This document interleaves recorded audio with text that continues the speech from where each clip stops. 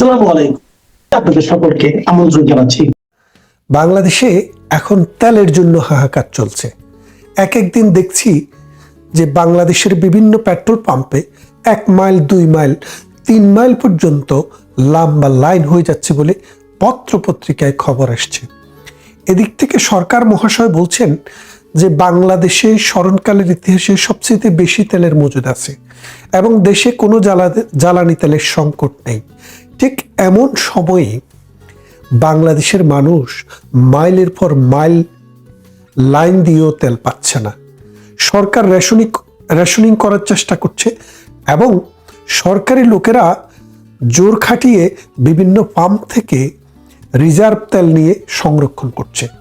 এই যখন বাংলাদেশের অবস্থা, তখন প্রশ্ন দেখা দিয়েছে যে হরমুজ প্রণালী বন্ধ হওয়ার কারণে বাংলাদেশ যেহেতু প্রয়োজনীয় তেল পাচ্ছে না, তাহলে আমরা বিকল্প কোনো উৎস থেকে তেল আনতে পারি কিনা।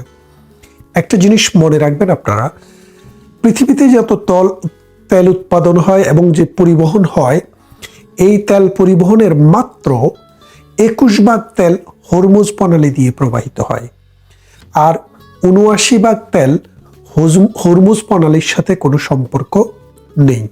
তাহলে এখন আপনারা যদি বোঝেন যে বাংলাদেশ যদি হরমুজ প্রণালী দিয়ে যাদের কাছ থেকে তেল ক্রয় করে, তাদের কাছ থেকে তেল ক্রয় না করে বিকল্প উৎস থেকে যদি তেল ক্রয় করে, তাহলে কি দাম বেড়ে যায় নাকি সেটা অন্য কোনো প্রবলেম আছে? আপনারা খেয়াল করে দেখেন, পৃথিবীতে যারা তেল উৎপাদন করে তাদের মধ্যে রাশিয়া অন্যতম। রাশিয়াতেও বিশাল অঞ্চলে তেল উৎপাদন হয়, রাশিয়া তেল উৎপাদন করে, এবং ইরান তেল উৎপাদন করে, সৌদি আরব, কুয়েত, কাতার, দুবাই এরাও তেল উৎপাদন করে, ভেনেজুয়েলা তেল উৎপাদন করে, আমেরিকাও তেল উৎপাদন করে। এখন আমরা যদি, এবং চায়নাও তেল উৎপাদন করে। দীর্ঘদিন থেকে ভারত রাশিয়া থেকে ক্রুড অয়েল ক্রয় করে এবং সেটা তাদের দেশে রিফাইন করে, তাদেরও কিন্তু ভালো একটা তেলের মজুদ রয়েছে। তো এই অবস্থায় আমরা যদি ভারত থেকে, রাশিয়া থেকে অথবা ইরান থেকে তেল কিনি, তাহলে কিন্তু সেটা হরমুজ প্রণালীর বাইরে দিয়েও কিন্তু আসতে পারে।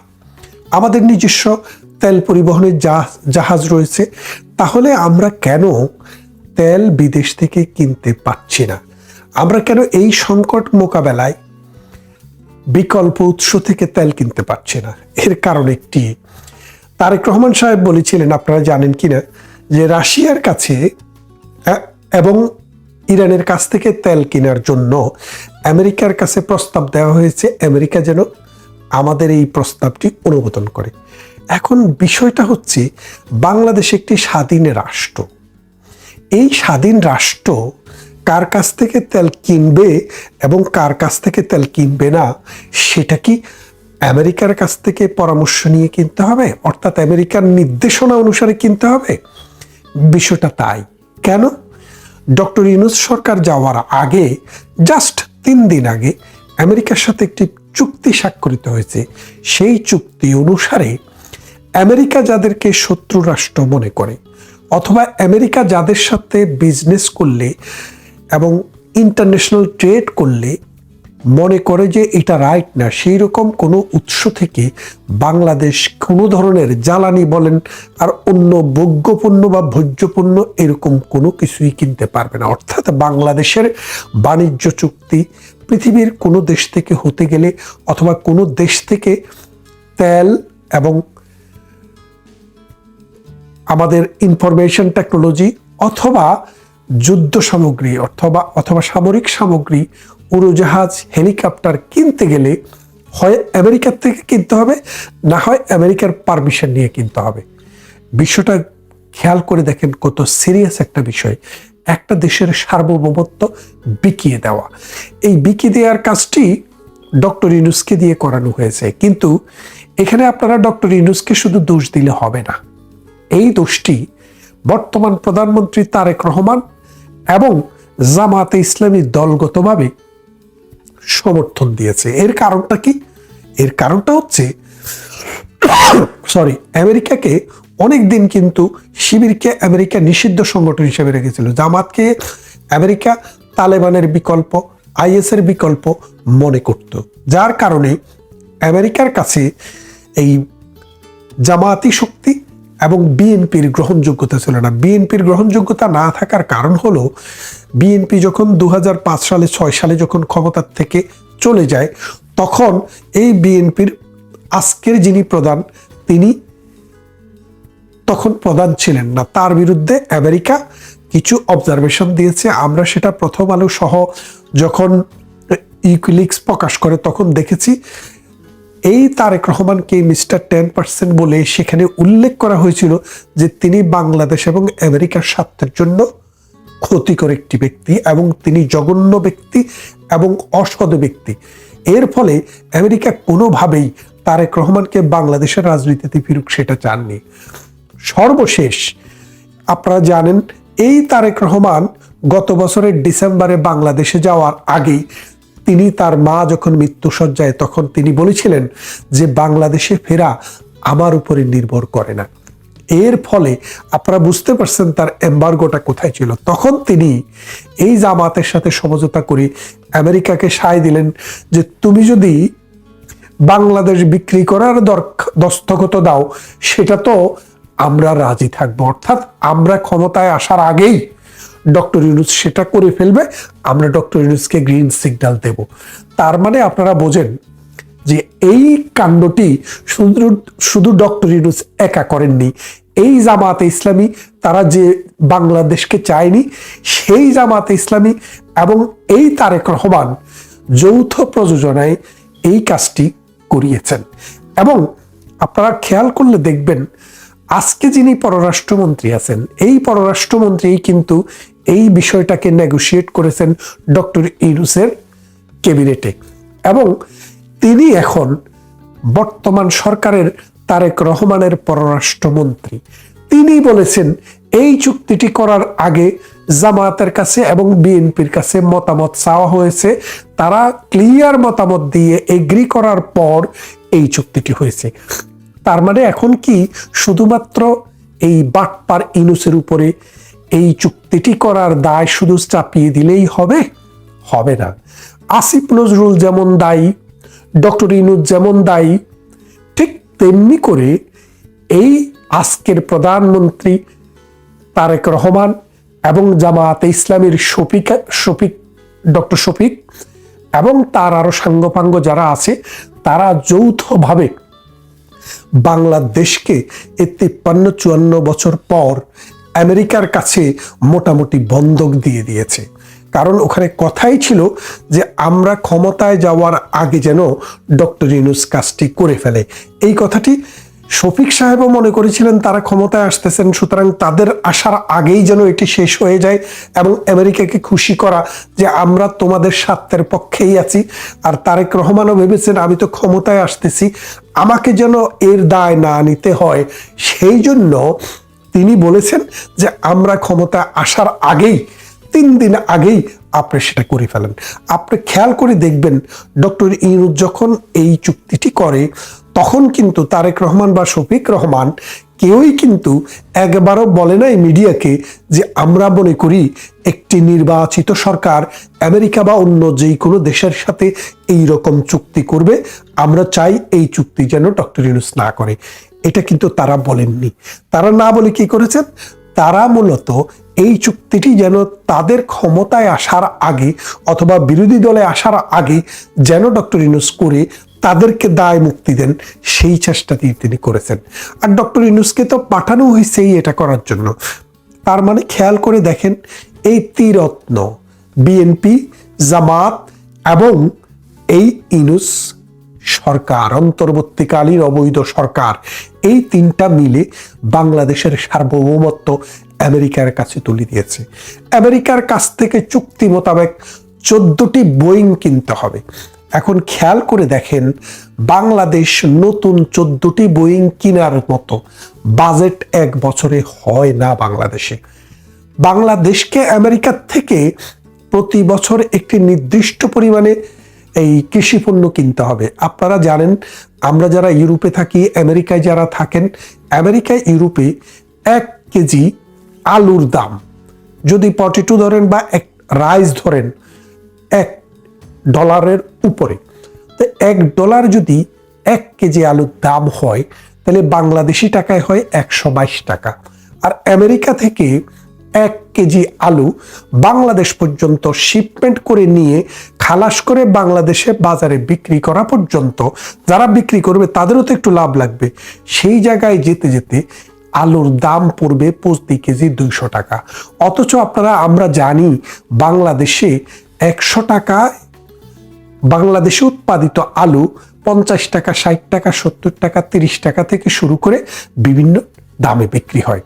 তাহলে এখন আপনি কি আমেরিকার থেকে আলু এনে সেটা গরুকে খাওয়াবেন না মানুষকে খাওয়াবেন, নাকি সেটা আমেরিকার প্রতিনিধিরা আসলে তাদেরকে খাওয়ানোর জন্য আপনি সংরক্ষণ করবেন? তারপর বলা হচ্ছে আমেরিকার থেকে আমাদেরকে সমস্ত এই তেল আমেরিকা থেকে কিনতে হবে এবং আমাদের যে অস্ত্রশস্ত্র সেগুলো আমরা আমেরিকার কাছ থেকে কিনতে হবে। আপনারা জানেন আমেরিকার উৎপাদিত প্রোডাক্টের দাম অনেক বেশি, যার কারণে আমেরিকা নিজেই চায়নার উপরে নির্ভরশীল। আমেরিকার বাজারে যেসব প্রোডাক্ট পাবেন, শুধু কি আমেরিকা, পুরা ইউরোপ সব কিছু চায়নায় সয়লাভ হয়ে গেছে। কারণটা কি? কারণটা হচ্ছে চায়নার শ্রমবাজার, স্টাবলিশমেন্ট কস্ট এবং বাজার বিপণন পদ্ধতি, ট্রান্সপোর্টেশন সবকিছু মিলিয়ে আমেরিকার 3 ভাগের 1 ভাগে তারা বিক্রি করতে পারে। যার কারণে আমেরিকা নিজেই এখন, ইউরোপ নিজেই এখন চায়নার উপরে, এশিয়ার বিভিন্ন দেশের উপরে নির্ভরশীল। এই যে দেখেন আমাদের এই তৈরি পোশাক, আমেরিকাতে যদি এই পোশাক তৈরি করা হয় এটার দাম যা হবে তার 5 ভাগের 1 ভাগ দিয়ে বাংলাদেশ থেকে উৎপাদন করে নিয়ে আসা যায়। তাই আমেরিকাও বাংলাদেশের উপরে নির্ভর করছে। তাহলে আর আমরা এখন আমেরিকার থেকে কেনার জন্য চুক্তিবদ্ধ হচ্ছি। শুনতে ভালোই লাগে, আমরা উন্নত হয়ে যাচ্ছি। বিষয়টা হচ্ছে আমাদের রাজনীতিবিদ, আজকের রাজনীতিবিদেরা কতটা অসৎ, কতটা অনৈতিক এবং কতটা মিথ্যাবাদী। দেখেন, যখন এই পররাষ্ট্রমন্ত্রী তারেক রহমানের দিকে অঙ্গুলি নির্দেশ করে বলে যে তিনাকেও এই চুক্তি সম্পর্কে অবহিত করা হয়েছিল, তিনি কিন্তু তার প্রতিবাদ করেননি, বরং তিনি তাকে তার ক্যাবিনেটে স্থান দিয়েছেন। তার মানে আপনারা বুঝতেই পারছেন, বাংলাদেশে আজকে যারা ক্ষমতায় আছে এবং যারা বিরোধী দলে আছে, এরা বাংলাদেশে বিশ্বাস করে না, বাংলাদেশের সার্বভৌমত্বে বিশ্বাস করে না। প্রধানমন্ত্রী শেখ হাসিনা যেভাবে ইউরোপ, আমেরিকা এবং এশিয়াতে বাংলাদেশের মান সম্মান বৃদ্ধি করেছেন, অর্থনৈতিক সমৃদ্ধি এনেছেন, মানুষের মাথাপিছু আয় বৃদ্ধি করেছেন, ট্রান্সপোর্টেশন, কমিউনিকেশন, হেলথ অ্যান্ড স্যানিটেশনে বাংলাদেশকে তৃতীয় বিশ্ব থেকে মধ্যম আয়ের দেশে রূপান্তর করেছেন, মানুষের জীবনকে ট্রান্সফরমেট করে দিয়েছেন উন্নতির দিকে, সেই দেশটাকে এখন এই বাটপাড়েরা মিলে এই 71-এর স্বাধীনতা বিরোধী এবং স্বাধীনতা বিরোধীকে যারা এই বাংলাদেশে প্রতিস্থাপন করেছে, তারা মিলে এই বাংলাদেশটাকে অন্ধকারের দিকে নিয়ে যাচ্ছে। এই বাংলাদেশের গন্তব্য কোথায় আমরা সত্যিকার যদি ভাবি, আমরা অবাক হয়ে যাই, আমরা ভয় পাই। কেননা এই দেশে আমরা বহু গল্প শুনেছি, ভারতের সাথে গোলামি চুক্তি, ভারতের সাথে দেশ বিক্রি করে দেওয়া, কিন্তু আজ পর্যন্ত আমরা একটি চুক্তিও দেখিনি। ভারত বাংলাদেশের জন্য কতটা প্রয়োজন প্রতিদিন আপনি সেটা বুঝবেন। আগামী সেপ্টেম্বর মাস, এখন মে, এপ্রিল, মে, জুন, জুলাই, অগাস্ট, সেপ্টেম্বর, আর মাত্র 4 মাস পরে ভারত বাংলাদেশের মধ্যে 30 বছরের যে গঙ্গার পানি চুক্তিটি ছিল সেটি শেষ হয়ে যাচ্ছে। ভারত এখনো কিন্তু সিদ্ধান্ত নেয়নি বাংলাদেশের সাথে এই চুক্তিটি নবায়ন করবে। বাংলাদেশ তো উন্মুখ হয়ে বসে আছে এই চুক্তিটি কন্টিনিউ করার জন্য, কিন্তু ভারত সরকার বিএনপিকে সুযোগ দিয়েছে বহুবার। বিএনপি যদি এবার এই সুযোগ কাজে লাগাতে না পারে, বাংলাদেশ খাদ্যে যে স্বয়ংসম্পূর্ণ সেটা থেকে নিচে নেমে যাবে এবং বাংলাদেশের দুর্ভিক্ষের আভাস এখন থেকেই কিন্তু দিয়ে রাখা যায়। একদিকে ক্রাইসিস চলছে সারা বিশ্বে তেলের, অন্যদিকে লক্ষ লক্ষ মানুষ বেকার এবং মধ্যপ্রাচ্যেও আমাদের যে শ্রমিক, তাদের জীবন সংকুচিত হয়ে আসছে। এবং আপনি যদি দেখেন, পৃথিবীর কোনো দেশ থেকে কোনো বিনিয়োগ আসছে না গত 2 বছর।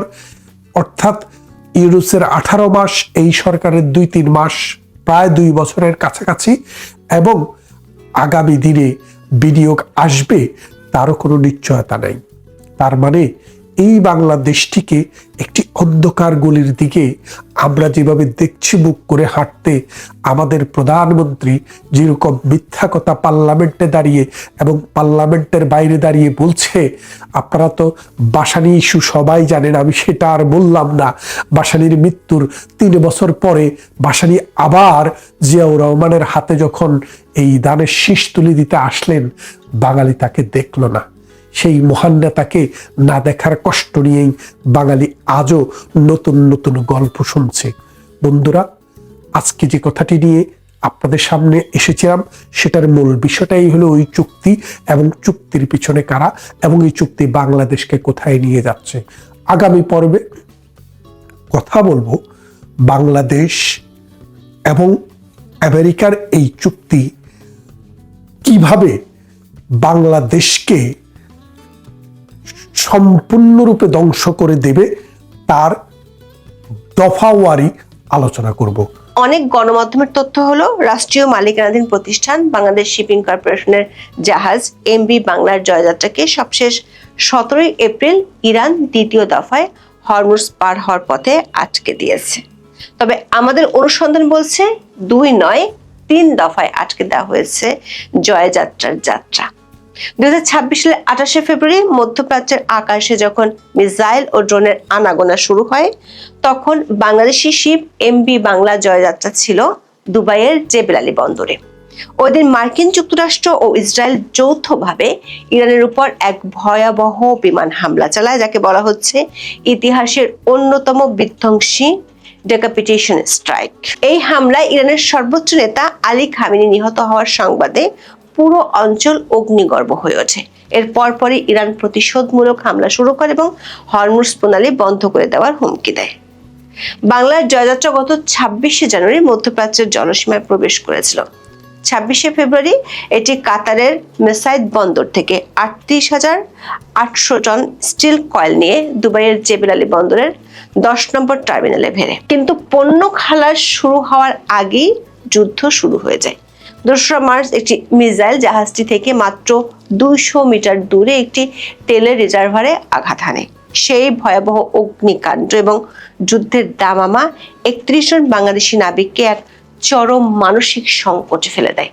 পরিস্থিতি এতটাই উত্তপ্ত ছিল, জেবেল আলীতে পণ্য খালাস শেষ করতে 11 মার্চ পর্যন্ত সময় লেগে যায়। এরপর থেকে শুরু হয় জাহাজটির ফেরার লড়াই, যা আজ অবধি সফল হয়নি। গত 8 এপ্রিল পাকিস্তান ও কাতারের মধ্যস্থতায় মার্কিন যুক্তরাষ্ট্র এবং ইরানের মধ্যে একটি সাময়িক 2 সপ্তাহের যুদ্ধবিরতি ঘোষিত হয়। এই সুযোগে বিএসসি সিদ্ধান্ত নেয় জাহাজটিকে বের করে আনার। এমভি বাংলার জয়যাত্রা ততক্ষণে সৌদি আরবের রাস আল খায়ের বন্দর থেকে 37,000 টন ফসফেট সার বোঝাই করে দক্ষিণ আফ্রিকার কেপটাউনের উদ্দেশ্যে রওনা হয়েছিল। জাহাজটির গতি ছিল 9.5 নটিক্যাল মাইল এবং ধারণা করা হয়েছিল 4 মে নাগাদ এটি গন্তব্যে পৌঁছাবে। কিন্তু 10 এপ্রিল জাহাজটি যখন হরমুজ প্রণালীর 60 নটিক্যাল মাইলের মধ্যে পৌঁছায়, তখন ইরানের ইসলামিক রেভলিউশনারি গার্ড কর্পস বা আইআরজিসি থেকে কোনো অনুমতি মেলেনি। চিফ ইঞ্জিনিয়ার রাশিদুল হাসানের মতে, তারা রেডিও মারফত বারবার যোগাযোগ করার চেষ্টা করলেও তেহরান থেকে কোনো সবুজ সংকেত আসেনি। নিরাপত্তার কথা চিন্তা করে জাহাজটি তখন দিক পরিবর্তন করে সংযুক্ত আরব আমিরাতের মিনা সাকার বন্দরের কাছে নোঙর করতে বাধ্য হয়। এর আগেও একবার যুদ্ধ পরিস্থিতির মধ্যে জাহাজটি পরবর্তী বাণিজ্যিক গন্তব্যে পৌঁছাতে সংযুক্ত আরব আমিরাতের জেবেল আলী বন্দর থেকে হরমুজ প্রণালীর উদ্দেশ্যে রওনা দিয়েছিল। তখন আমিরাতের কোস্ট গার্ড সদস্যরা ওই পথে না আগানোর পরামর্শ দিলে জাহাজটি আবার ফিরতে বাধ্য হয়। প্রশ্ন হলো, কেন যুদ্ধবিরতির মধ্যেও অনুমতি মিলল না? এর কারণ লুকিয়েছিল আইআরজিসির নতুন সামরিক কৌশলে। ইরান দাবি করেছিল মার্কিন যুক্তরাষ্ট্র এবং ইসরায়েল যুদ্ধবিরতির শর্ত ভেঙে লেবাননে হামলা চালাচ্ছে, তাই তারা কোনো শত্রু সংশ্লিষ্ট জাহাজকে বিনা অনুমতিতে পার হতে দেবে না। যদি বাংলাদেশ সরাসরি যুদ্ধের কোনো পক্ষ নয়, কিন্তু জাহাজটির যে পণ্য মানে সার বহন করছিল তা ছিল সৌদি আরবের, যা ইরানের বর্তমান ভূ রাজনৈতিক শত্রু হিসেবে বিবেচিত হচ্ছিল। 17 এপ্রিল বিকেলে ইরানের পররাষ্ট্র মন্ত্রণালয় থেকে একটি নাটকীয় ঘোষণা আসে। তারা জানায়, লেবাননের যুদ্ধবিরতি কার্যকর হওয়ার প্রেক্ষিতে হরমুজ প্রণালীর সকল বাণিজ্যিক জাহাজের জন্য সম্পূর্ণ উন্মুক্ত করা হয়েছে। এই সংবাদটি বিশ্ব জ্বালানি বাজারে কিছুটা স্বস্তি দিল, সামুদ্রিক বিশেষজ্ঞদের জন্য ছিল এক ধোঁয়াশা। বিএসসি এই সুযোগটি হাতছাড়া করতে চায়নি। বিএসসির ব্যবস্থাপনা পরিচালক কমোডোর মাহমুদুল মালেক দ্রুত জাহাজটিকে নোঙর তুলে যাত্রা করার নির্দেশ দেন। রাত 9টায় জয়যাত্রা যাত্রা শুরু করে। ওই সময় কেবল বাংলাদেশি জাহাজটি নয়, প্রায় 100টিরও বেশি বাণিজ্যিক জাহাজ পারস্য উপসাগর থেকে বেরিয়ে আসার জন্য একসাথে ইঞ্জিন চালু করে। জয়যাত্রা রাত 11টা 50 প্রণালীর প্রবেশ মুখে পৌঁছায়। কর্মকর্তাদের ধারণা ছিল ভোর 3টার মধ্যে এটি ওমান সাগরের নিরাপদ জলসীমায় পৌঁছে যাবে, কিন্তু রাত 12টা 30 আবারও সেই পরিচিত রেডিও বার্তা।